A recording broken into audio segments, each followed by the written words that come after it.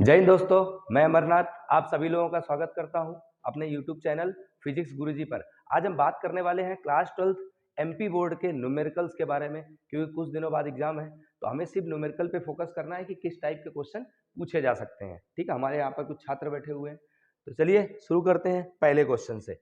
जो हमारा पहला पैटर्न है ना, उसकी बात करेंगे। क्या लिखा हुआ क्वेश्चन? देखिए 3 नंबर में क्वेश्चन कोई भी आ सकता है, 3 नंबर और 4 नंबर के हिसाब से। ठीक है, पहला क्वेश्चन लिखा हुआ है, if a hollow sphere of radius 8 centimetre has potential 20 volt on it's upper surface. मतलब हमारे पास एक क्या दिया हुआ है, स्फीयर दिया हुआ है। मैं कलर चेंज कर देता हूं इसका। क्या दिया हुआ है हमारे पास? एक स्फीयर दिया हुआ है जिसका रेडियस कितना, 8 सेंटीमीटर। तो ये हॉलो स्फीयर है, इसका रेडियस कितना है, 8 सेंटीमीटर। ठीक है, अब इसमें क्या इसका पोटेंशियल दिया है 20 वोल्ट, मतलब इसकी सरफेस में वोल्टेज कितना है, 20 वोल्ट, ऐसा। ठीक है, इसके बाद क्या है, then what is the potential and electric field at 4 centimetre from the centre.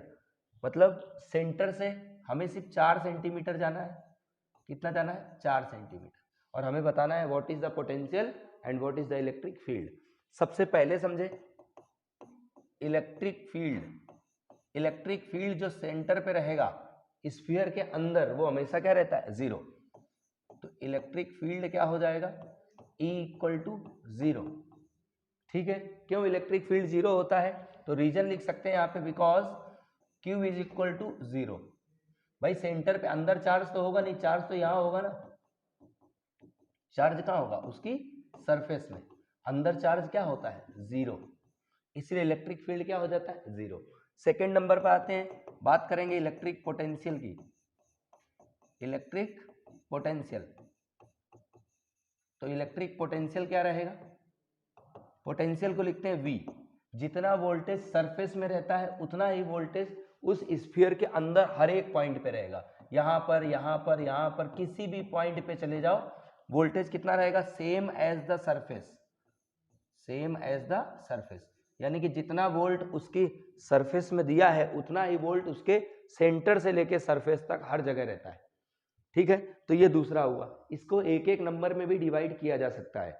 एक नंबर का ये क्वेश्चन आएगा, एक नंबर का ये क्वेश्चन बनता है। जैसे इसको क्या बनाएंगे कि आपको इलेक्ट्रिक फील्ड बताना है, स्फीयर के अंदर कितना है, हॉलो स्फीयर के अंदर कितना है। तो अंदर हर जगह इलेक्ट्रिक फील्ड क्या होगा, जीरो। हर जगह इलेक्ट्रिक फील्ड क्या होगा, जीरो। पोटेंशियल पूछेगा, जितना पोटेंशियल उसकी सरफेस में है उतना ही पोटेंशियल हर जगह मिलेगा, सेंटर से लेके सरफेस तक। ठीक है, तो ये हमारा हो गया पहला क्वेश्चन। आते हैं नेक्स्ट क्वेश्चन पे। सेकेंड क्वेश्चन देखें, क्या लिखा हुआ है, a sphere of radius 10 metre. Sphere है जिसका रेडियस कितना दिया है, 10 मीटर। तो आर की वैल्यू लिख लेते हैं, कितना है, 10 मीटर। इसके बाद हैज 10 की पावर -10 कूलम चार्ज। तो चार्ज कितना दिया है, 10 की power -10 coulomb charge. Then calculate its potential on its surface. मतलब हमें एक स्फीयर दिया है, स्फीयर का रेडियस दे दिया है, चार्ज दे दिया है, ये हो गया रेडियस, और यहां दिया है चार्ज, और आपको क्या लाना है, पोटेंशियल। तो पोटेंशियल का फॉर्मूला क्या होता है, V equal to KQ/R। Simple सा फॉर्मूला है, वैल्यूज पुट करेंगे आंसर आएगा। V को V लिखा, K की वैल्यू कितनी होती है, 9 इंटू 10 की पावर 9। चार्ज कितना दिया है, 10 की power -10 divide by radius. Radius कितना दिया है, 10 मीटर है, मीटर में ही मीटर रहने दो। सॉल्व कर ले इसे, तो देखो यहाँ पे 9 बचा हमारा, 10 की पावर 1 है, एक पावर से एक पावर कट हो जाएगा, 10 की पावर 8 बचेगा, और -10 गया यानी कि 2 पावर बचेगा, 10 की पावर -2। यही आएगा पोटेंशियल। मतलब इस पैटर्न पे भी क्वेश्चन पूछा जा सकता है। इसका एक और चीज ध्यान रखें, मान लो कभी आपसे पूछता what is the electric field at surface, तो फॉर्मूला ऐसा ही होता, बट थोड़ा सा चेंज आता। क्या लिखते हैं उसे, KQ/R²। ये कब लगता है, जब इलेक्ट्रिक फील्ड पूछता। पोटेंशियल पूछेगा तो KQ/R आएगा। डायरेक्ट क्वेश्चन फॉर्मूला भी डायरेक्ट पूछा जाता है। ठीक है, समझ आ गया इतना। नेक्स्ट पे आ जाते हैं। अगला क्वेश्चन क्या लिखा हुआ है, छोटे छोटे क्वेश्चन ही रहते हैं, ज्यादा बड़े नहीं आते स्टेट बोर्ड में, है ना। किसी भी स्टेट बोर्ड में जो क्वेश्चन आते हैं उनका पैटर्न है। सीबीएसई में भी डायरेक्ट पूछे जाते हैं, जो सिंपल पैटर्न रहता है। अगला क्या, radius of spherical conductor of 1 microfarad, मतलब 1 माइक्रोफेरेड मतलब क्या दिया हुआ है, कैपेसिटेंस कितना दिया है, 1 माइक्रोफेरेड। माइक्रो का मतलब कितना होता है, 10⁻⁻6 फेरेड। तो ये मीनिंग भी आपको पता होना चाहिए। देन कैलकुलेट इट्स कैपेसिटेंस कहीं एरर है, कैलकुलेट इट्स रेडियस आएगा यहाँ पर, इसको रेडियस लिख लेते हैं, ठीक है। लिखा है the radius of spherical conductor of, अच्छा जैसे ये रेडियस यहाँ दिया हुआ है तो कुछ एक चेंज करना पड़ेगा। मैं अगर रेडियस ले, the radius of spherical conductor, एक काम करें थोड़ा सा क्वेश्चन में चेंज करते हैं, क्या क्या चेंज होगा देखो। ये दिया है द कैपेसिटेंस, इसे क्या लिखेंगे, the capacitance of spherical conductor, मतलब ये कैपेसिटेंस हो गया कितना, 1 माइक्रोफेरेड। माइक्रो का मतलब कितना होता है, 10⁻⁻6 फेरेड। ये तो हो गया कैपेसिटेंस। और आपसे पूछा है कैलकुलेट इट्स रेडियस, रेडियस पूछा है, रेडियस कितना होगा, मतलब आर की वैल्यू आपसे पूछी है। पहले आपको एक फॉर्मूला याद होना चाहिए कि जब रेडियस और कैपेसिटेंस की बात करें, स्फेरिकल की बात करें, मतलब कैपेसिटेंस का फॉर्मूला क्या होगा, C = 4πε0 r। आपको ये फॉर्मूला डायरेक्ट याद रखना है, इससे क्वेश्चन 1 मार्क्स में पूछा जाता है, कई जगह पूछा गया है। तो हमें C की वैल्यू तो पता है, 10⁻⁻6 = 4πε0 r। लाना क्या था, r, तो r को क्या लिख सकते हैं, डिवाइड करें तो आ गया 10⁻⁻6 अपॉन में 4πε0। और हमें वैल्यू पता है 1/4πε0 की क्या होती है, 9 × 10⁻9 इंटू ये 10⁻⁻6 ऑलरेडी लिखा हुआ है, मतलब हमारे पास जो रेडियस आया है वो कितना है, 9 × 10⁻3 मीटर, या इसी को हम लिख सकते हैं 9 किलोमीटर। ये आया हुआ क्वेश्चन है, सीबीएसई में भी स्टेट बोर्ड में भी, दोनों जगह पूछा गया है, ठीक है। तो ये हमारा हो गया इसका आंसर। समझ आ गया फॉर्मूला, फॉर्मूला याद रखें, वैल्यूज चेंज हो सकती है तो वैल्यूज अपन पुट करके सॉल्व करेंगे, ठीक है। नेक्स्ट पे आ जाते हैं, अगला क्वेश्चन क्या लिखा है, how many number of electron in 1 coulomb charge. ये तो डायरेक्ट भी याद रहना चाहिए और आना भी चाहिए। क्या पूछा, how many number of electron, मतलब आपको n कैलकुलेट करना है, क्या कैलकुलेट करना है, n इन 1 कूलम चार्ज, मतलब चार्ज दिया है कितना है, 1 कूलम, 1 कूलम। देखो Q से हम लोग क्या ला सकते हैं, तो Q को हम लोग लिखते हैं Ne, क्या लिखते हैं, Ne। यहां से n ला सकते हैं तो n को क्या लिख सकते हैं, Q/E। Q की वैल्यू कितनी है, 1, और E को हम E लिख सकते हैं। कभी कभी ऑप्शन ऐसा भी मिल जाता है, और या तो हम इसको अगर सॉल्व करें तो कैसे लिखेंगे, 1/E होता है हमारा फंडामेंटल वैल्यू ऑफ चार्ज, सबसे छोटा जो चार्ज होता है उसे E बोलते हैं, और इसकी वैल्यू होती है 1.6 × 10⁻⁻19। इसको सॉल्व कर लें, पॉइंट हटाएंगे तो ऊपर आएगा 0, तो इसको अगर कट करें 2 से तो आएगा 5/8 इंटू ये 10⁻⁻19 ऊपर गया 10⁻+19 हो गया, ठीक है। अब इसको डिवाइड करते तो कितना आता, 0 लगाते पॉइंट आता, या 0 आ जाता, 8 से कैंसिल करो कितनी बार जाएगा, 6 टाइम, ठीक है। फिर कितना जाएगा, 2 टाइम, फिर कितना जाएगा, 5 टाइम। आप डिवाइड कर लेना 10⁻19, या इसको हम ऐसे भी लिख लेते हैं स्टैंडर्ड फॉर्म, एक पॉइंट उधर शिफ्ट कर दें तो आएगा 6.25 × 10⁻। जब पॉइंट राइट साइड जाते हैं तो प्लस की पावर कम हो जाती है, हमें एक पॉइंट शिफ्ट करा है तो एक पावर क्या हो जाएगी, कम। तो आपको ये वैल्यू याद रखना है, 6.25 10⁻18। आप कैलकुलेशन कर सकते हो, ठीक है। मेन क्या है फॉर्मूला, कौन सा, ये वाला, इस फॉर्मूले से क्वेश्चन बना है, ठीक है। नेक्स्ट पे आ जाते हैं, अगला क्वेश्चन क्या लिखा हुआ है, what is the equivalent resistance if 2 resistance of 3 ohm are connected in parallel.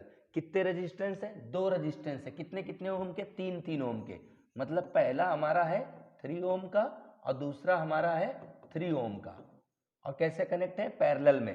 Parallel के लिए फॉर्मूला आपको पता होना चाहिए, क्या होता है, R1 × R2 upon R1 + R2। आप सोच रहे होगे कि टिपिकल नहीं पूछ रहा, ये ऐसे ही क्वेश्चन आपके स्टेट बोर्ड में पूछे जाते हैं, ठीक है। R1 की वैल्यू कितनी, 3, R2 कितना, 3, और डिवाइड बाय 3 + 3, तो ये हो गया हमारा 9, डिवाइड बाय 6, 3 से कैंसिल करो कितना है, 3/2, यानी कि वैल्यू क्या है, 1.5। 5 ओम। इसको टिपिकल करने के लिए आपके यहाँ 2 की जगह 3 रेजिस्टेंस यूज कर सकता है, ठीक है। तो उसके लिए हम लोग क्या करते हैं, अगर 3 रेजिस्टेंस यूज होते हैं तो लिखते 1/Rp equal to 1/R1 plus 1/R2 plus 1/R3, ठीक है। जो भी वैल्यूज होती उसके अकॉर्डिंग हम वैल्यूज पुट करते और रेसिप्रोकल कर लेते तो R की वैल्यू आ जाती, ठीक है। पैटर्न समझ आया। नेक्स्ट पे आ जाते हैं। अगला क्वेश्चन क्या लिखा हुआ है, calculate the value of resistance if the length of conductor increases 4 times. हमें क्या करना है, रेजिस्टेंस कैलकुलेट करना है कब, जब वायर की लेंथ को हम लोग 4 गुना बढ़ा दे, 4 टाइम्स बढ़ा दे। मैं यहाँ पे मान लेते हैं इनिशियल जो लेंथ थी वो L थी और जो फाइनल लेंथ हमने करी वो पहले वाले का 4 टाइम्स कर दिया।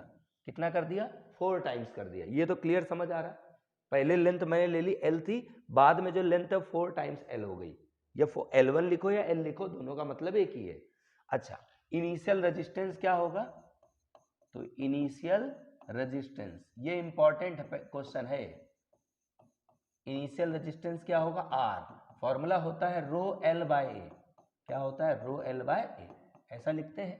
तो रो को मैं रो लिख रहा हूं, मैं यहाँ पे L से मल्टीप्लाई कर रहा हूं और L से डिवाइड कर रहा हूं। मैंने क्या किया, L से मल्टीप्लाई L से डिवाइड करा L1 का, ठीक है। तो ये फॉर्मूला हमारा कुछ ऐसा बन गया, रो L1 square divide by area into length को क्या लिखते हैं, वॉल्यूम। क्या लिखते हैं, वॉल्यूम। तो इसको मैंने लिख दिया V1। ये हो गया हमारा इक्वेशन नंबर 1। ऐसे ही हम फाइनल रेजिस्टेंस की बात करेंगे। फाइनल रेजिस्टेंस देखो, ये जब 3 नंबर में पूछा जाएगा तो कैसे करना है, 1 नंबर में पूछा जाएगा तो कैसे करना है, दोनों बताऊंगा मैं। यहाँ फॉर्मूला क्या होगा, रो L बाय ए, यही होता है। अच्छा, यहाँ पे ध्यान से देखें तो रेजिस्टिविटी चेंज नहीं हुई है। इसका मतलब क्लियर है, वायर की लेंथ को बढ़ाने से या वायर की लेंथ को कम करने से स्पेसिफिक रेजिस्टेंस या रेजिस्टिविटी में कोई भी चेंज नहीं होता है। रेजिस्टिविटी में चेंज सिर्फ तब होता है जब हम टेम्परेचर चेंज करें या मटेरियल चेंज करें, ठीक है। यहाँ पर फिर वैसे ही करेंगे रिपीट। मैं यहाँ पे क्या करूंगा, लेंथ से मल्टीप्लाई करूंगा और लेंथ से डिवाइड करूंगा। क्यों, यहाँ फॉर्मूला बन जाएगा, रो तो रे हुआ, ये L क्या होगा, L2 स्क्वायर, और ये एरिया इंटू लेंथ को क्या लिखते हैं, वॉल्यूम। ये हो गया हमारा इक्वेशन 2। दोनों इक्वेशन डिवाइड कर दो। इक्वेशन सेकेंड अपॉन फर्स्ट करते हैं क्योंकि सेकेंड हमें फाइंड करना है रेजिस्टेंस। तो ये लिखा R2 अपॉन में R1। R2 कितना होगा, रो L2 बाय V2 स्क्वायर, और ये आएगा रो L1 स्क्वायर बाय V1। रो से रो कट हो जाएगा। अच्छा, वॉल्यूम तो दोनों का सेम रहेगा भाई। मान लो पहले मेरे पास 1 किलो था मास को हम लिखते हैं वॉल्यूम इंटू डेंसिटी। क्या लिखते हैं, वॉल्यूम इंटू डेंसिटी। तो डेंसिटी भी सेम रहेगी, तो वॉल्यूम जो बचा वही वॉल्यूम पहले का है, वही वॉल्यूम बाद का रहेगा। भाई देखो, मास का फॉर्मूला होता है M1 और M2 बराबर होंगे दोनों। मैंने मान लो एक मेरे पास गोल्ड की चेन थी सोने की, मैंने उस इतना 10 ग्राम की थी, मैंने इसको खींच के बढ़ा दिया तो रहेगा तो 10 ग्राम ही ना। मास दोनों के क्या रहेंगे, बराबर। ऐसा तो है नहीं उसको खींच के बढ़ा दो तो 20 ग्राम हो जाए। अगर ऐसा होता तो क्या होता, सब घर पे जितना गोल्ड है उसको खींच रहे होते। फिलहाल तो मास बराबर होते हैं। मास को लिखते हैं density into volume. Density D हो गया, अब वॉल्यूम को मैंने लिख दिया V1। यहाँ पर डेंसिटी D हो गया, वॉल्यूम को V2। डेंसिटी तो सेम ही रहेगी भाई, तो वॉल्यूम दोनों क्या हो गए, बराबर। वही हमने कट कर दिया है। अच्छा, अब यहाँ बचा क्या हमारे पास, क्या बचा हमारे पास, यहाँ L2 स्क्वायर बचा और डिवाइड बाय L1 स्क्वायर बचा, यही बच रहा।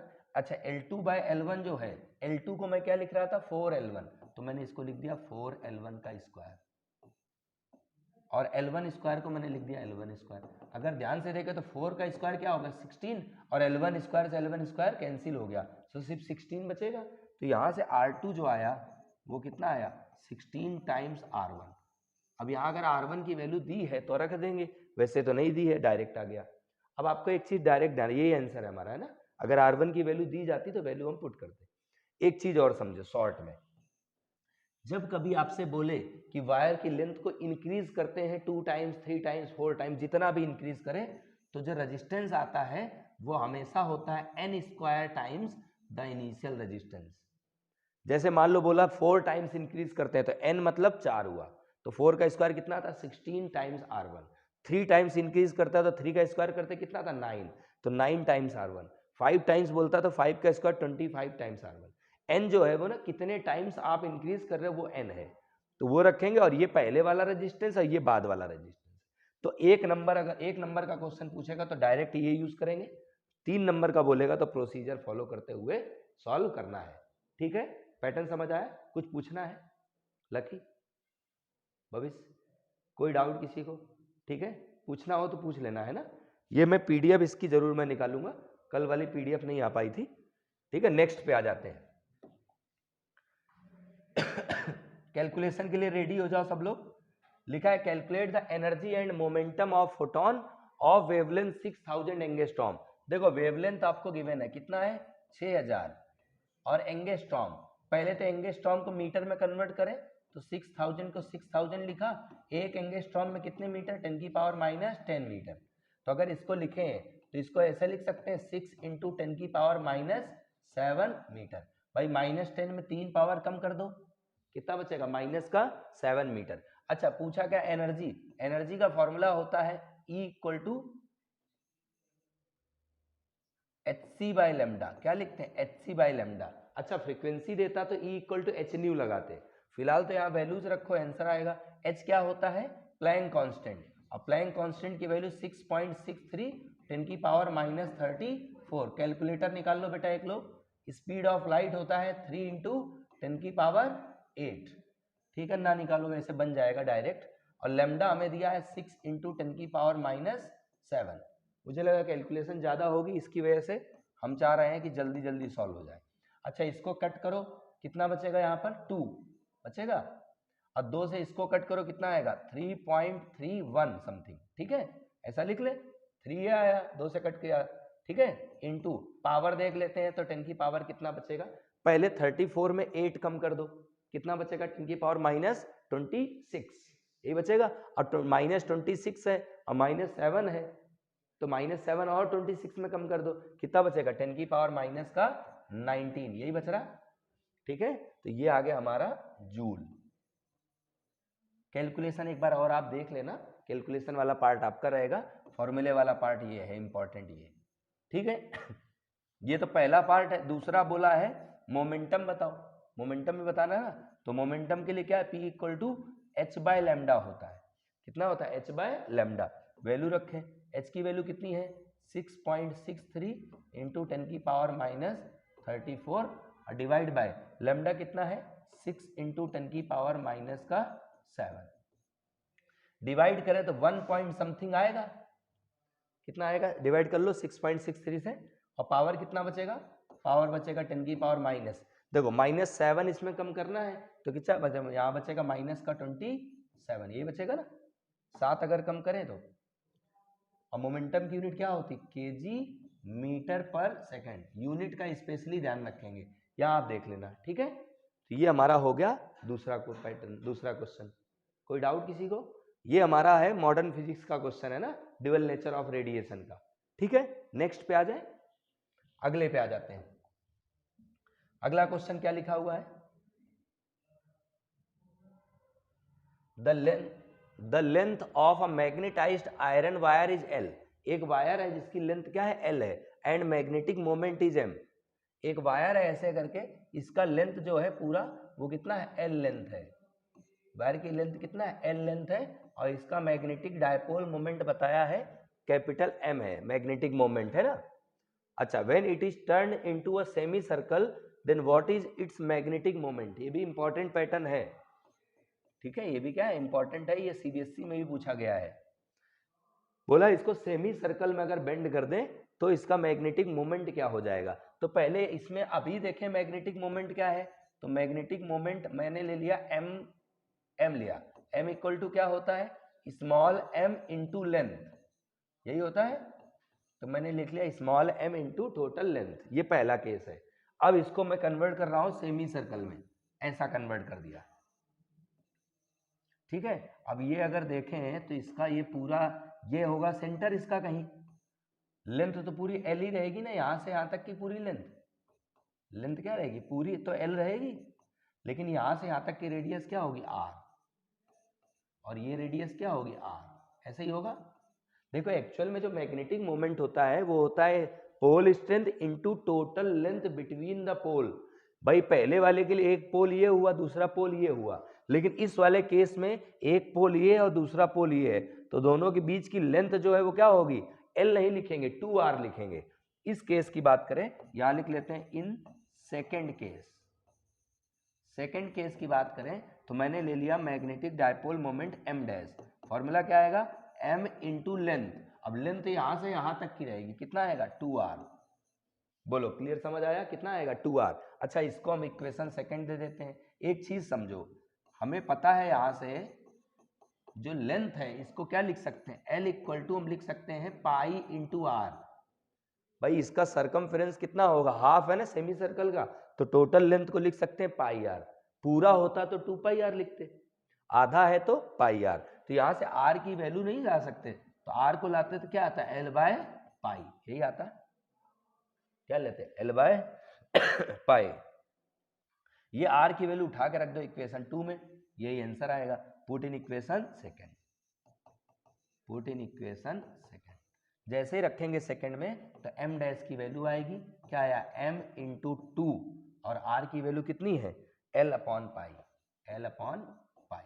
तो इसको हम ऐसे लिख सकते हैं 2 बाय पाई, और ये हो गया m इंटू एल। ठीक है, तो m डैश आ गया हमारा, m इंटू एल को हम पहले वाले इक्वेशन से कैपिटल M लिख सकते हैं, तो आ गया 2m by pi. Direct result भी इसका ध्यान रखो, और सॉल्व करना भी अपने को आना चाहिए। ठीक है, इंपॉर्टेंट पैटर्न है, पूछा जाता है। क्लियर है सभी को? ठीक है, मोस्ट इंपॉर्टेंट पॉइंट इसमें यह है कि जो फॉर्मूला होता है ना, पोल स्ट्रेंथ इनटू जो लेंथ होता है वो दोनों पोल के बीच का लेंथ होता है। भाई इसमें तो कैपिटल L दिख रहा है, लेकिन इस वाले केस में यहां से यहां तक का लेंथ लेंगे ना, तो ये 2R हो जाएगा, और रेडियस निकालना तो हमें पता है। ठीक है, नेक्स्ट पे आ जाए। सॉरी, अगला क्या लिखा है, calculate the threshold frequency if the work function of metal is 1.6 electron volt. आपको क्या कैलकुलेट करना है, थ्रेशोल्ड फ्रीक्वेंसी आपको कैलकुलेट करना है। गिवन क्या है, वर्क फंक्शन कितना है, वर्क फंक्शन 1.6 इलेक्ट्रॉन वोल्ट। सबसे पहले इलेक्ट्रॉन वोल्ट को जूल में कन्वर्ट करना सीखे, तो कैसे कन्वर्ट करेंगे जूल में, 1.6 को यही लिखा, इलेक्ट्रॉन वोल्ट को जूल में कैसे लाते हैं 1.6 इंटू 10⁻⁻⁹ का मल्टीप्लाई, तो ये किस में आ गया, जूल में आ गया। ठीक है, अच्छा वर्क फंक्शन का फॉर्मूला सबको पता होगा, क्या होता है h न्यू जीरो, तो न्यू जीरो की वैल्यू यहां से ला सकते हैं, क्या आएगा वर्क फंक्शन अपॉन में h, वैल्यूज रखो, आंसर कितना आया है 1.6 into 1.6 into 10⁻⁻⁹ divide by h की वैल्यू कितनी होती है 6.6 इंटू 10⁻34। सॉल्व करो जरा बेटा, इसे मल्टीप्लाई करो, 2.56 से डिवाइड करना, ऐसा लिखो 2.56 आ जाएगा ये। अगर 1.6 और 1.6 का मल्टीप्लाई करेंगे कितना आएगा 2.56, और डिवाइड बाय है 6.63 लिख लेना, एक डिजिट और लिख लेना, एक्यूरेट आ जाएगा। बताओ जरा इसको डिवाइड करके कितना आ रहा, पावर हम देख लेते हैं। भाई -34 ऊपर जाएगा 10⁻+34 हो जाएगा, 19 कम करना है तो कितना बचेगा 15, 10⁻15 बचेगा प्लस का, ये कितना आ रहा है डिवाइड करने में 2.56। बेटा कैलकुलेटर चलाना नहीं आ रहा अपने को है,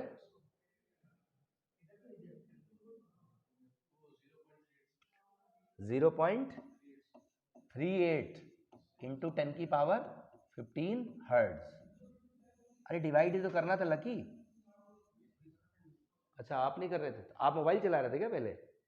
अच्छा ठीक है, फिर वैल्यू समझ आई, क्लियर है, यही आ रहा है ना। तो ये आ गया हमारा थ्रेशोल्ड फ्रीक्वेंसी। मेन इंपॉर्टेंट क्या है, आपको ये फॉर्मूला याद रखना है, हो सकता है कभी न्यूमेरिकल की जगह ये फॉर्मूला ही पूछ ले, और ये आए हुए क्वेश्चन है। ठीक है, वर्क फंक्शन की यूनिट पूछ लेता है, इलेक्ट्रॉन वोल्ट होती है या जूल भी होती है, डिपेंड करेगा कि आपसे क्वेश्चन में क्या पूछा है। स्टैंडर्ड यूनिट तो इलेक्ट्रॉन वोल्ट ही हम यूज करते हैं। ठीक है, नेक्स्ट पे आ जाए, अगला क्वेश्चन देखें। अब देखो ऑप्टिक्स का क्वेश्चन है ये, क्या लिखा है, refracting angle of prism is 60 degree. अब रेफ्रैक्टिंग एंगल क्या होता है पहले आपको पता होना चाहिए, तो प्रिज्म एंगल को हम रेफ्रेक्टिंग एंगल भी बोलते हैं। कितना लिखा है? 60 डिग्री।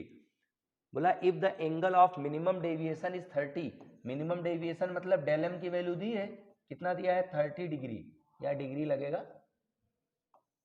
अब बोला क्या है? Then obtain the refractive index of the prism. आपको क्या लाना है? Refractive index. रेफ्रेक्टिव इंडेक्स का फॉर्मूला क्या होता है? सबको पता है? बोले mu equal to sine A plus del M by 2। पहले फॉर्मूला याद करना है अपने को, है ना? Divide by sine A by 2। अब करना कुछ नहीं, सिर्फ वैल्यूज रखनी और आंसर आ जाएगा। ठीक है, मैं वैल्यू रखता हूं यहाँ पे। ये सारे क्वेश्चन आए हुए हैं आपके फाइनल एग्जाम में। ए की वैल्यू कितनी है? 60, और डेल एम की वैल्यू कितनी है? 30, और divide by 2, divide by sine A की वैल्यू 60 अपॉन में 2। अगर देखें तो यहाँ के कितनी वैल्यू आ रही? 60 प्लस 90 कितना हो गया? सॉरी 60 प्लस 30 90, अब बाय 2 यानी साइन 45। क्या आया? साइन 45, और डिवाइड बाय यहाँ कितना बचेगा? साइन 30। वैल्यूज पता होंगी आप लोगों को साइन 60 45 की। साइन 45 होता है 1/√2 और साइन 30 होता है 1/2। तो ये 2 ऊपर आ जाएगा, ये वाला मल्टीप्लाई ऊपर और √2 नीचे आ जाएगा। तो 2 को हम लिख सकते हैं √2 इंटू √2, और डिवाइड बाय ये कितना है? √2। अब √2 से √2 कैंसिल, वैल्यू कितनी आई? √2। ये आ गया हमारा रेफ्रेक्टिव इंडेक्स। एक और चीज याद रखना, रेफ्रेक्टिव इंडेक्स का यूनिट कुछ भी नहीं होता, तो यहाँ यूनिट लिखने की जरूरत नहीं है। ठीक है। दूसरा, इसी क्वेश्चन को चेंज कर सकता था। क्या करता वो? रेफ्रेक्टिव इंडेक्स की वैल्यू दे देता और आपसे डेल एम पूछ लेता। ये ज्यादा इंपॉर्टेंट है, ध्यान रखना है ना। वो सीधा अगर नहीं पूछेगा, घुमाएगा तो क्या घुमाएगा भाई? म्यू की वैल्यू √2 दे देता, अब बोलता बताओ मिनिमम डेविएशन की वैल्यू क्या है। कर लेते सब लोग, सॉल्व करना आता है ना भाई। यहाँ √2 लग देते। बताऊं? देखो यहाँ पर क्या करते हैं अपन, इस जगह से मैं बताता हूँ। छोटा सा पैटर्न है, यहाँ क्या लिखते? √2 लिखते, समझेंगे, है ना? यहाँ क्या होता? साइन, और ये होता 60 प्लस डेल एम बाय 2, और नीचे तो हमारा आता साइन 30 भाई। 60/2 साइन 30, और साइन 30 होता है 1/2, तो 1/2 अगर लिखते तो 2 ऊपर आ जाता। ठीक है, इस 2 को नीचे भेज देते, तो ये हो जाता फाइनली हमारे पास √2/2, और √2 अपॉन 2 को हम 1/√2 लिख सकते हैं। और इधर हो गया हमारे पास साइन में कितना? 60 प्लस डेल एम बाय 2, यही आता। इसको लिखते साइन 45। क्या लिखते? साइन 45। साइन 45 और साइन ये तो कंपेयर कर लेते, तो यहाँ कितना बचता? 45 बचता बस। और यहाँ कितना बचता? 60 प्लस डेल एम बाय 2, यही आता। 2 का मल्टीप्लाई ये 90 आ जाता। 60 को इधर भेज देते तो डेल एम की वैल्यू आ जाती। कितना आता? डेल एम वही आता जो दिया था अभी, 30 डिग्री। बोलो साला, ये वाला है ना, डेल एम की वैल्यू 30 थी, 30 आई कब? जब म्यू को √2 रखते। कैसे करा प्रोसीजर आप लोगों को देख लिया होगा, समझ आ गया होगा। ठीक है। चलिए, मैं इसको पीडीएफ में ना आए इसकी वजह से हटा देता हूं, नहीं तो लोग कंफ्यूज हो जाएंगे। ठीक है, पैटर्न समझ आया ना? इसके यही 2 पैटर्न है जो पूछे जा सकते हैं प्रिज्म के, और ये जब भी आएगा तो 4 नंबर में आएगा। ठीक है, नेक्स्ट पे आ जाए। क्या हुआ प्रवीण? सोफा लगवा बेटा, आराम से बैठो, बैकबोन स्ट्रेट करके थोड़ा और मजा आएगा। है कैमरे में दिखाओ। ओके, अगला क्वेश्चन क्या है? Compare the resistance of 2 bulb 100 watt and 25 watt if they are connected with the same voltage source. ये आया हुआ क्वेश्चन है, 22 या 23 में आया था। तो हमें पैटर्न समझना है। क्या क्या दिया है? पावर दिया है। पहले का पावर कितना? 100 वॉट, और दूसरे का पावर कितना दिया है? 25 वॉट। अब बोला क्या है? सेम वोल्टेज से, they are connected with the same voltage, मतलब V क्या है? सेम है, यानी कि कांस्टेंट है। कांस्टेंट का मतलब क्या होता है? सेम। अब क्या कंपेयर करना है? रेजिस्टेंस, मतलब आपको R1 और R2 को कंपेयर करना है, मतलब R1/R2 लाना है। हमें पावर का फॉर्मूला पता है, P इक्वल टू होता है V²/R।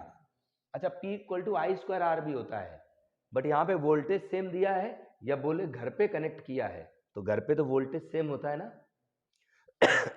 मतलब पावर और रेजिस्टेंस क्या हो गए? Inversely proportional. P equal to I²R कब लगता है? जब करंट सेम होता। इस बात का स्पेशल ध्यान रखेंगे। ठीक है, अगर करंट सेम है तो आई स्क्वायर आर लगेगा, अगर वोल्टेज सेम है तो P equal to V square by R लगेगा। तो फिलहाल तो ये ऐसा हो गया, हमें क्या लाना था रेजिस्टेंस को, तो मैं इसको ऐसे नहीं लिख सकता, P2 bye P1 equal to resistance क्या होगा R1 बाय R2, उल्टा रिलेशन आएगा, तो R1 बाय R2 की वैल्यू आ जाएगी, R1 bye R2 equal to P2 कितना है 25, P1 कितना है 100। ध्यान रखना उसने R1 बाई R2 पूछा है कि R2 बाई R1 पूछा है। फिलहाल तो यहाँ पे हमने रेजिस्टेंस को कंपेयर करना था तो 1/2 ही आएगा, तो रेशियो कितना आएगा 1:4। समझ आ गया? ये 3 नंबर का क्वेश्चन है, डायरेक्ट क्वेश्चन है, कोई इतनी दिक्कत नहीं है। कभी कभी आपसे पूछता है कि रेजिस्टेंस किसका ज्यादा है, अगर ऐसा बोलता रेजिस्टेंस ज्यादा किसका है, मतलब ऐसे लिखते R1 by R2 equal to 1/4 आता, क्रॉस मल्टीप्लाई खेले तो R2 कितना आता, R2 आता 4R1 के बराबर, तो ज्यादा कौन हुआ R2, यानी कि R2 is greater than R1। कितना ज्यादा हुआ 4 गुना ज्यादा हुआ, रेजिस्टेंस R2 क्या हुआ 4 टाइम्स हुआ R1 के। अगर कभी बोलता है कि हमें बताना है कि किसका रेजिस्टेंस ज्यादा है, तो देखो जिसका पावर कम उसका रेजिस्टेंस ज्यादा, जिसका पावर कम उसका रेजिस्टेंस ज्यादा, पावर कम किसका था 2 का, तो इसका रेजिस्टेंस ज्यादा आएगा, इनवर्सली है ना दोनों। ठीक है, नेक्स्ट पे आ जाए, अगले पे आते हैं। अगला क्वेश्चन देखें, देखो एक एक स्लाइड पे क्वेश्चन हो रहे हैं, ज्यादा लेंदी क्वेश्चन नहीं आते आपके यहाँ। सॉरी, लिखा if the focal length of convex lens is 20 centimetre. Convex lens का फोकल लेंथ प्लस में होता है कि माइनस में? कॉन्वेक्स लेंस का फोकल लेंथ पॉजिटिव या नेगेटिव? पॉजिटिव होता है। ठीक है, कॉन्वेक्स लेंस का फोकल लेंथ कैसा होता है पॉजिटिव, कॉन्केव का नेगेटिव, आपको ये पता होना चाहिए।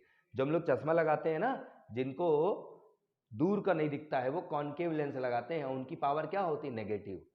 ठीक है, मतलब देखो इतना ध्यान रखना 90% लोग कॉन्केव लेंस लगाते हैं, सबकी पावर क्या है फोकल लेंथ नेगेटिव, पावर या फोकल लेंथ दोनों क्या होगी माइनस, तो कॉन्केव का माइनस कॉन्वेक्स का प्लस। अच्छा, इसके बाद क्या बोला, इज प्लेस्ड इनसाइड वाटर, कहाँ रखा है पानी के अंदर रखा है, वाटर लिखा है, इसका मतलब आपको पता होना चाहिए कि रिफ्रैक्टिव इंडेक्स वाटर का रखेंगे। Then calculate the focal length of convex lens. देखो पहला क्या, if the focal length of convex lens is 20 centimetre, इसके बाद आएगा फुल स्टॉप 20 सेंटीमीटर। ठीक है, फिर इसके बाद है if it is placed in water, ये आएगा इफ इट इज, ये कंप्लीट आएगा, if it is placed inside water then calculate the focal length of convex lens. तो ये जो फोकल लेंथ दी है कहां दी है, एयर पे दी है। ठीक है, तो पहले बात करेंगे फॉर एयर, फॉर एयर, जब हमारा लेंस एयर पे रखा है तो फोकल लेंथ क्या है एयर की, तो 1/f equal to mu minus 1 और bracket of 1/r1 minus 1/r2। ठीक है, ये होता है लेंस मेकर फॉर्मूला। ठीक है, यहाँ पे फोकल लेंथ एयर पे दी है। अच्छा, जो हमारा लेंस है वो हमेशा ग्लास का बनता है, किसका बनता है ग्लास का, तो यहाँ जी लिख सकते हो mu g, refractive index of glass. ये हो गया पहला इक्वेशन। दूसरा, जब इसको हम लोग वाटर में डिप करेंगे, फॉर वाटर, तो जब वाटर में डिप करेंगे तो फोकल लेंथ किसका आएगा वाटर का आएगा, जहां पे डिप करते हैं फोकल लेंथ उसका आता है। तो ये हो गया हमारा ग्लास का तो रहेगा, लेकिन सराउंडिंग मीडियम क्या रहेगा वाटर। इंपॉर्टेंट पॉइंट ये है बस, बाकी तो वही का वही रहेगा 1/r1 माइनस 1/r2। फिर से देखो इसको क्या बताया मैंने, ये जो रिफ्रैक्टिव इंडेक्स है ना, ये क्या रहता है, जैसे मेरे पास मान लो एक लेंस है, मैं यहाँ पर लेंस तो है नहीं, इसी को लेंस मान लेता हूँ, लेंस है, पहले मैंने एयर पे रखा, तो लेंस किसका बना है ग्लास का, सराउंडिंग मीडियम क्या है एयर है, क्या है एयर, तो यहाँ चाहो तो ए लिख सकते हो, जिसका लेंस बनता है वो यहाँ रहेगा, जो सराउंडिंग होगा वो यहाँ रहेगा। लेंस जिसका बनता है वो ग्लास है, जो सराउंडिंग है वो वाटर है। जब इसको वाटर में प्लेस करोगे, सराउंडिंग तो वाटर हुआ, तो ये वाटर हो गया। दोनों इक्वेशन क्या कर दो डिवाइड, जैसे इक्वेशन डिवाइड करेंगे तो आंसर आएगा 1/2 कर दे, तो ये आ गया 1/fa divide by 1/f w। देखो जैसे डिवाइड, ये वाला पोर्शन तो कट हो जाना है, बचेगा क्या a म्यू जी माइनस 1 और डिवाइड बाई यहाँ क्या बचेगा, इसको लिख सकते हैं ग्लास बाय वाटर माइनस 1, ये पता है सबको भाई, इसको क्या लिख सकते हैं ग्लास का refractive index divide by water का रिफ्रैक्टिव इंडेक्स। इसको सॉल्व कर लेते हैं, तो ये आ गया a mu g -1 divide by, LCM ले लें तो आएगा म्यू ग्लास माइनस इसका मल्टीप्लाई इधर हो जाएगा म्यू वाटर, अपान में क्या आएगा म्यू वाटर, यही आएगा। अब ये वाला पोर्शन अपने आप ऊपर आ जाएगा, तो हमारे पास जो वैल्यू बची वो क्या है ये ऊपर आ गया, तो वैल्यू क्या बची ए म्यू जी -1, क्या आया a mu g -1 into mu of water divide by, या क्या बच रहा था हमारा glass minus water, mu g minus mu water, यही है।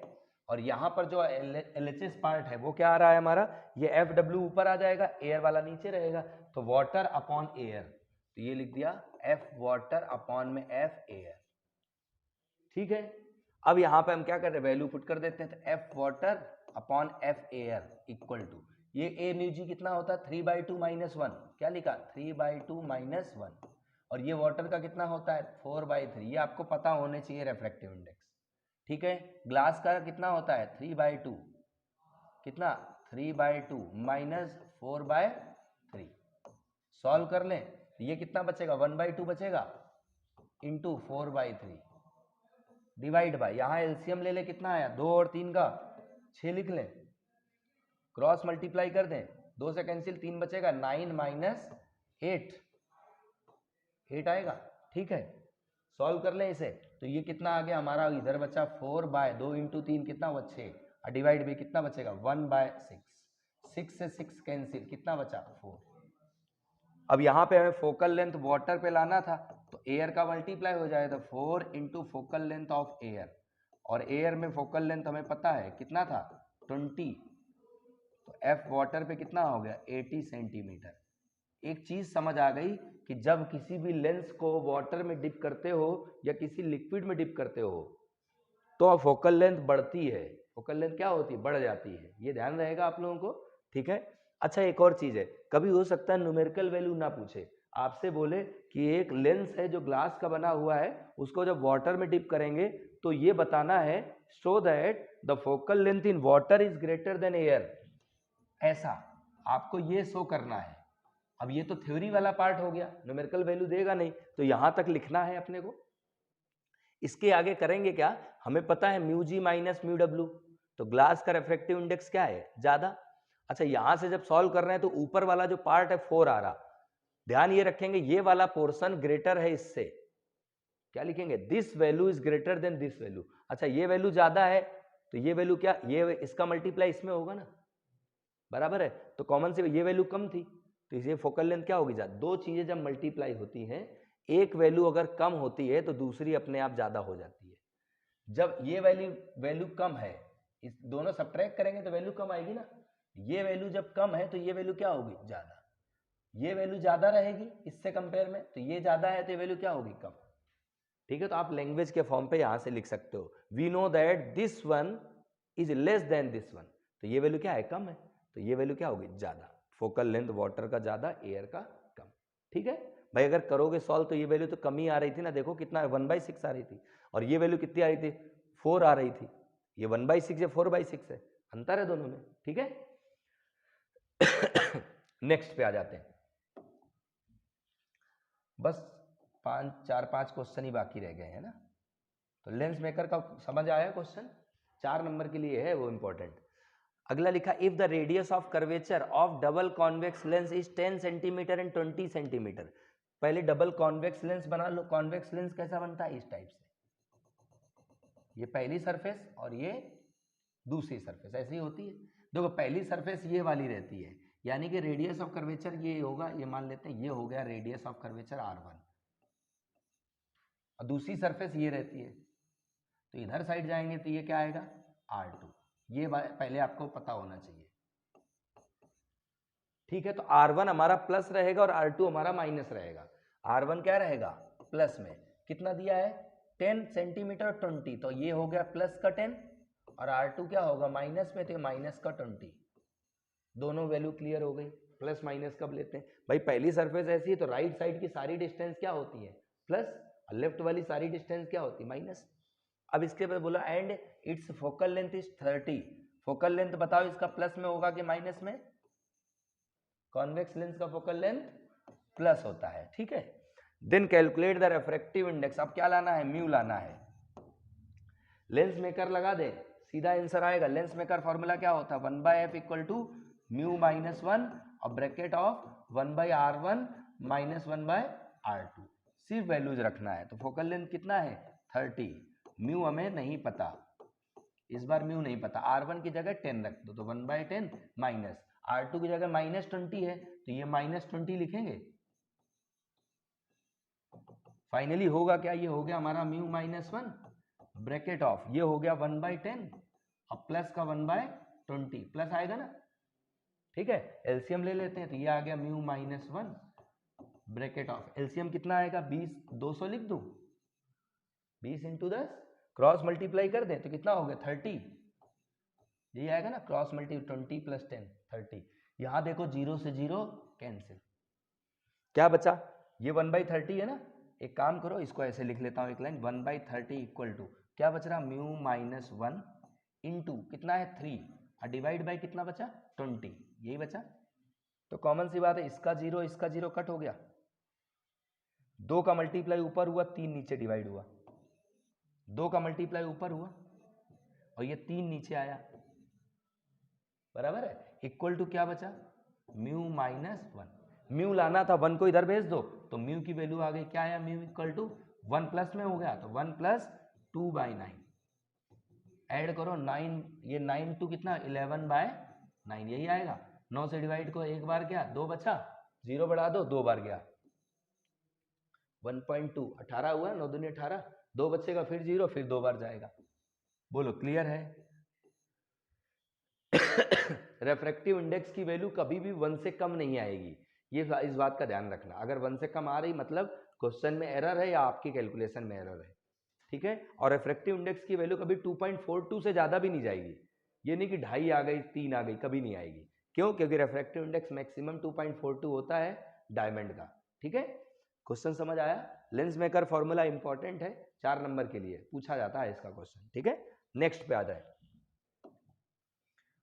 अगला क्वेश्चन क्या लिखा हुआ है, if the radius of curvature of a plano convex lens is 20 centimetre. Plano convex का मतलब एक सरफेस कॉन्वेक्स होगी, एक सरफेस प्लेन होगी, ऐसा, ये हुआ प्लेनो कॉन्वेक्स।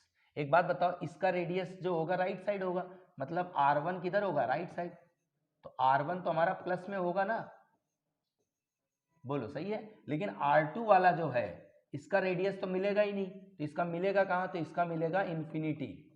कहाँ मिलेगा भाई, इसका तो प्लेन है ना, प्लेन सरफेस का जो रेडियस होता है वो कितना होता है, इनफाइनाइट। प्लेन मिरर के लिए आपसे पूछा जाता है what is the focal length of plane mirror, कितना होगा, इनफाइनाइट। प्लेन मिरर का फोकल लेंथ क्या होता है, इनफाइनाइट, क्योंकि फोकस कहाँ करेगा, इनफाइनाइट में। तो ये पहले क्लियर हुआ। अच्छा, कितना दिया है रेडियस, तो R1 की वैल्यू दे देता है 20 सेंटीमीटर। बोला है find the focal length of the lens, focal length आपको फाइंड करनी है। If it's refractive index is 1.5, mu मतलब हमें ग्लास का दिया है, फिर लेंस मेकर फॉर्मूला लगा दे, 1/f इक्वल टू म्यू -1 और bracket of 1/r1 minus 1/r2। सबसे पहले आप फॉर्मूला लिखोगे ताकि कैलकुलेशन में एरर हो तो फॉर्मूले का नंबर दे। फोकल लेंथ हमें कैलकुलेट करना है, म्यू -1 1.5 - 1 और 1/r1 मतलब 20 और r2 मतलब इन्फिनिटी, तो ये हो गया 1/f इक्वल टू, ये कितना बचेगा 0.5, लिख दें 0.5 इंटू ये 1/20 बचेगा बस, भाई 1/इन्फिनिटी तो 0 हो गया, पॉइंट हटा दो नीचे आ गया 10, बराबर है। 5 से कैंसिल करो कितना आया 2, ये मल्टीप्लाई करे कितना आया 400, 2 एक 0 ज्यादा हो गया, 20 दूनी 40। हमें लाना क्या था, फोकल लेंथ, रेसिप्रोकल करना ना भूलना, तो फोकल लेंथ कितना आएगा 40 सेंटीमीटर। ये तीनों पैटर्न हो गए लेंस मेकर फॉर्मूले के, इसके क्वेश्चन कई सालों से रिपीट हो रहे हैं, इसलिए मैंने हर एक वैरायटी का क्वेश्चन बनाया है, ठीक है। नेक्स्ट स्लाइड में आ जाते हैं, क्या लिखा है, the refractive index of glass and water is 3/2 and 4/3। ये हमें पता है, रेफ्रैक्टिव इंडेक्स ऑफ ग्लास कितना होता है 3/2 और वाटर का कितना होता है 4/3, ये आपको याद भी होने चाहिए, ठीक है। Then calculate the refractive index of glass sorry, with respect to water. हमें लाना है पहला रेफ्रेक्टिव इंडेक्स ऑफ ग्लास लाना है विथ रिस्पेक्ट टू वाटर। इसका मतलब क्या हुआ, हमें ग्लास का रेफ्रेक्टिव इंडेक्स लाना है और किसके रेस्पेक्ट में, वाटर के रेस्पेक्ट में लाना है। तो क्या लिखा, म्यू जी बाय म्यू डब्ल्यू लिख सकते हैं ऐसे, वैल्यूज रखे हैं आंसर। तो ग्लास का रेफ्रेक्टिव इंडेक्स कितना है 3/2 और वाटर का कितना है 4/3, मल्टीप्लाई ऐसे होगा तो कितना होगा 9/8। ये पहला आ गया। सेकंड बोला है refractive index of water with respect to glass, water का रेफ्रेक्टिव इंडेक्स लाना है विथ रिस्पेक्ट टू ग्लास। इसको हम लोग ऐसे भी लिख सकते हैं 1 में,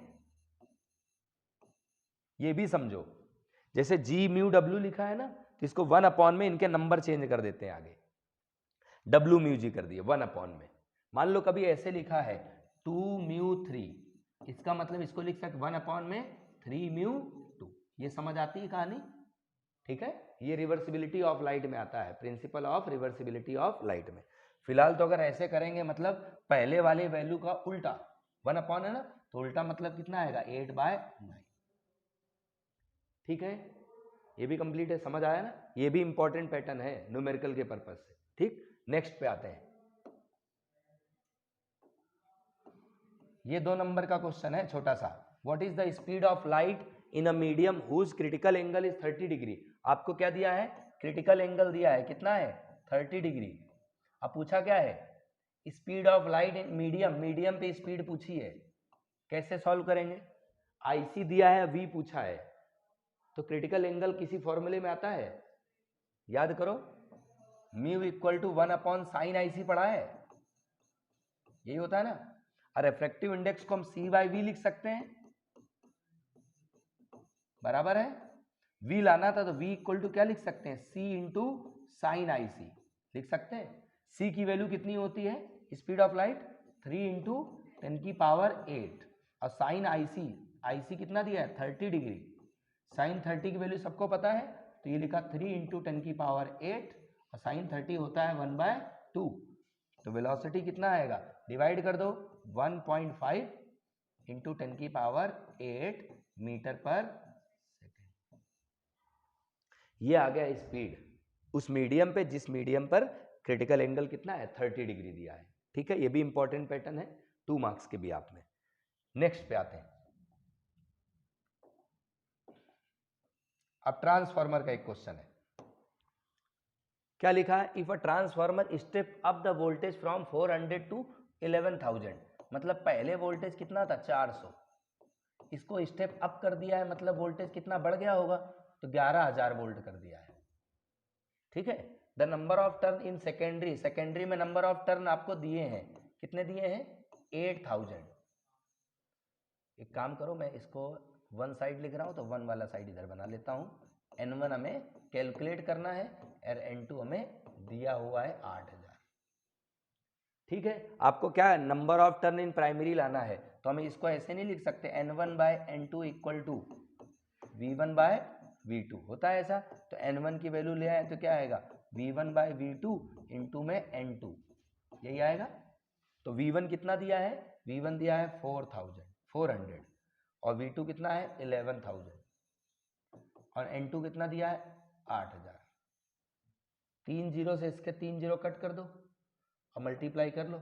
8 इंटू 4 कितना, 8 चौक 32, 32 और 2 जीरो थे, डिवाइड बाय 11, 11 से डिवाइड करो तो बताओ एक्यूरेट कितना आ रहा है, 11 से डिवाइड, नंबर एक्यूरेट नहीं आएगा, मतलब इसे डेटा में जो डेटा गिवन है उसके अकॉर्डिंग हमारा आंसर सही है, बट ये डेटा करेक्ट नहीं है, क्योंकि नंबर ऑफ टर्न हमेशा एक नंबर आएगा, कभी पॉइंट पे नहीं आ सकता। 290 एक्यूरेट आ रहा, 290 पॉइंट, हाँ तो मैं अभी 290 ले लेता हूँ, है ना। ये हमारा डेटा के अकॉर्डिंग सही है, लेकिन अगर प्रैक्टिकली बात करें तो नंबर ऑफ टर्न कभी भी पॉइंट में नहीं हो सकते भाई। 1 टर्न होगा, 2 होगा, 3 होगा, 4 होगा, कभी ऐसा नहीं कि पॉइंट में टर्न है, ठीक है। तो ये डेटा कहीं ना कहीं मिसिंग है, ठीक है। फिलहाल पैटर्न अगर देखा जाए तो पैटर्न आपको आना चाहिए, ठीक है। नेक्स्ट, इसके बाद लास्ट क्वेश्चन है, परेशान होने की जरूरत नहीं है ना, क्योंकि न्यूमेरिकल की आदत नहीं रहती ना आप लोगों को, रहती है। देखो लकी कैसे चेयर में बैठ गया आराम से, बिंदास थक गया बेचारा, और व्यास जी को नींद आ रही, आंखें ऐसी लग रही कि कुछ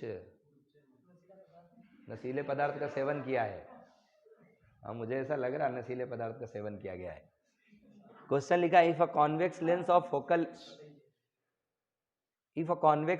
focal length 30 centimetre placed in important, देखना कहीं ऐसा हो कि पेपर में मिल जाए सीधा, ठीक है।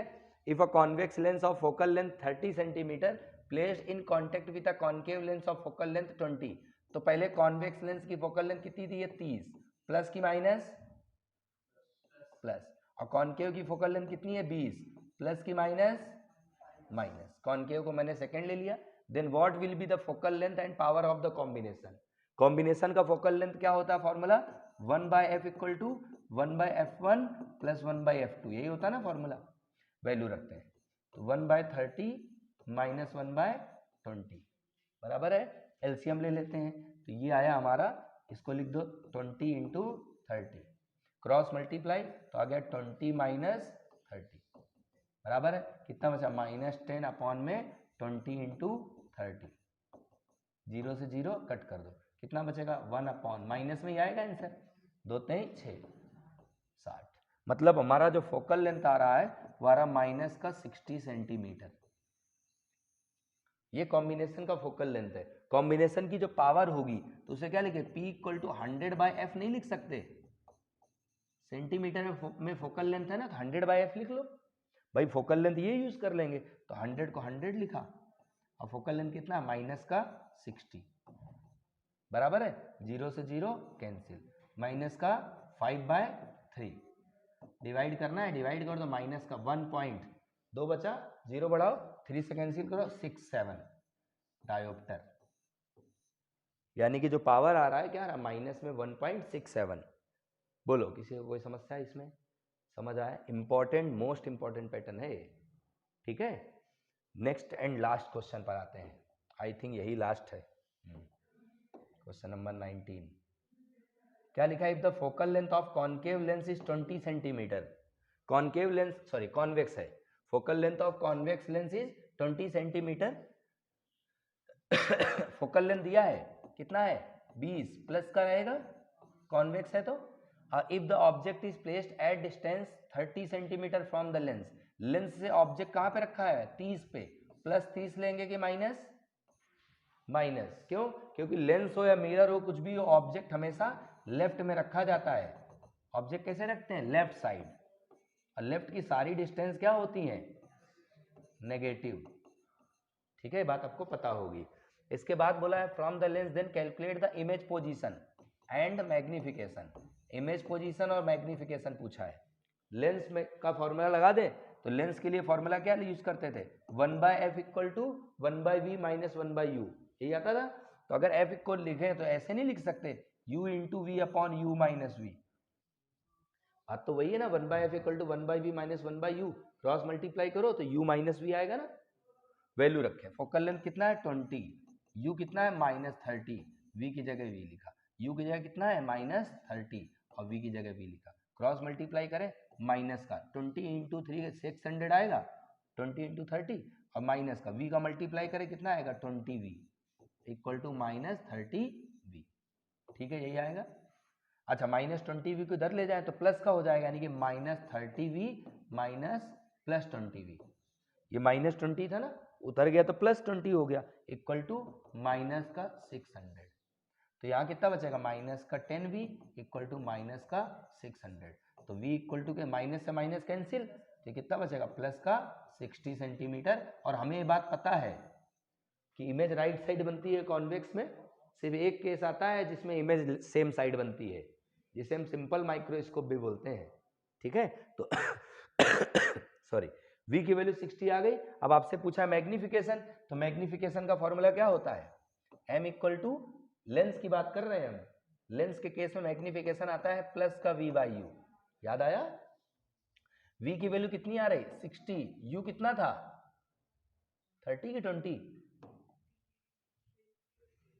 u दिया है 30 माइनस का, है ना, माइनस का 30, तो आंसर कितना है? -2 बराबर है, मैग्निफिकेशन आ गया -2। अगर आपसे नेचर वगैरह पूछता तो हमें पता है नेगेटिव आया है, मतलब इमेज कैसी बनेगी, रियल इमेज, और इमेज मैग्नीफाइड भी रहेगी, डबल बन रही है, जो भी साइज होगा उससे बड़ी, मैग्नीफाइड और रियल इमेज। इस पैटर्न के क्वेश्चन मैंने जो बताए हैं, मुझे ऐसा लगता है कि इसी पैटर्न के क्वेश्चन में से आपके यहाँ पेपर में मिलेगा। तो फिलहाल इतना ही, जय हिंद।